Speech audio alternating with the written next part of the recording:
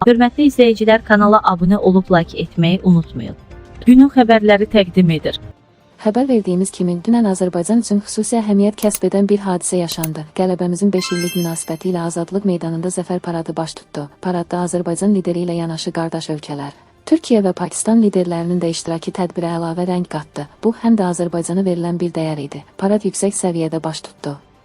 Hərbi baxımdan heç bir müzakirəyə ehtiyac qalmayan hərbi paradın görüntüləri sosial mediada viral oldu. Oxu24.com xəbər verir ki, hərbi paradla bağlı müzakirə olunan məsələlərdən biri də tədbirinin aparıcısının kimlər olması mövzusudur. Tədbirdə AZTV-nin əməkdaşı Mümtaz Xəlilzadə aparıcılıq edib.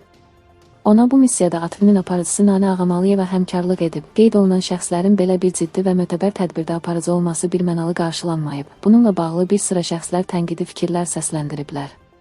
ATV kanalının aparıcısı Nanə Ağamalıyeva daha çox şou xarakterli verilişlərin müəllifi kimi tanınıb. AZTV-nin əməkdaşının gənc olması və bu sahədə təcrübəsinin az olması fikri irəli sürülüb.